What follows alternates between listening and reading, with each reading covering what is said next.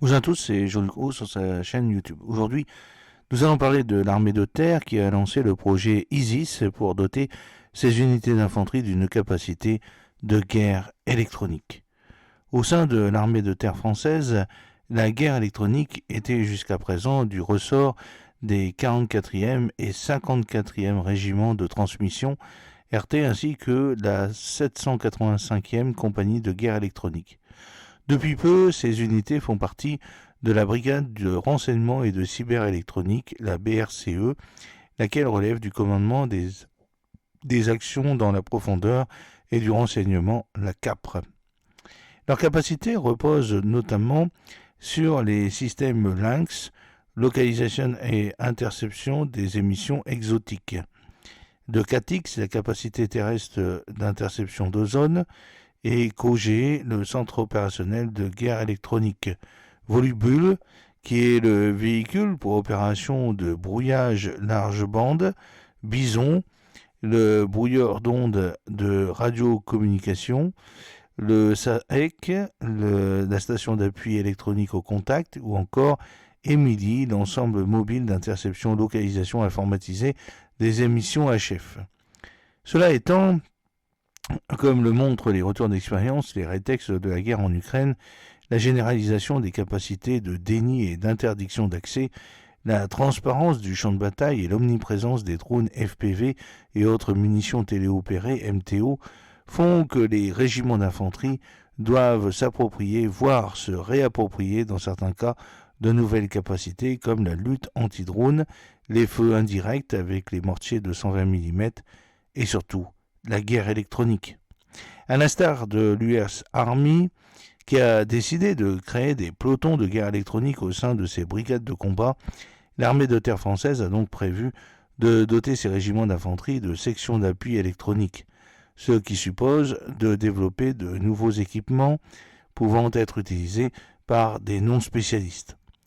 D'où le projet ISIS que vient de présenter la section technique de l'armée de terre, la STAT. Sauf erreur, celui-ci a été évoqué pour la première fois dans le dernier rapport d'activité du pôle innovation Gaïa 4A, groupement Académie Industrie Ingénieurs d'Île-de-France pour l'innovation au profit de l'armée de terre, qui l'avait décrit comme étant une capacité relevant de la gestion du spectre. À l'occasion de l'édition 2024 de la présentation de l'armée de terre, Pratt, la section technique de l'armée de terre, en a dit un peu plus à son sujet. Ainsi, le projet ISIS vise à équiper les unités non spécialistes de la ligne de contact, en clair l'infanterie, avec un dispositif d'identification des sources d'interférence pour une représentation en temps réel de la situation tactique. Ainsi, ISIS permettrait de doter les unités dites de mêlée d'une capacité de reconnaissance automatique des signaux reçus et d'identification des émetteurs interceptés, ce qui pourrait éventuellement être utile en matière de renseignement. En tout cas, c'est ce que suggère la STAT. Ce système radiofréquence vise à atteindre les objectifs suivants. Analyser en continu l'intégralité d'un spectre radio pour identifier les bandes de fréquences déjà utilisées. Localiser les sources d'émissions identifiées et caractériser les signaux associés, a-t-elle expliqué, sans se risquer à donner plus de détails, notamment au sujet des bandes de fréquences concernées. Dans un environnement complexe et ou dégradé, la maîtrise du spectre radiofréquence permettra d'établir des liaisons de radiocommunication résilientes à l'ère de l'engagement collaboratif, a insisté la section technique de l'armée de terre. Le développement du projet ISIS fait l'objet d'une coopération associant l'entreprise TRAC, qui propose des solutions de géolocalisation et de suivi biométrique pour les milieux complexes, au GIPS, c'est-à-dire le laboratoire de génie électrique et électronique de Paris.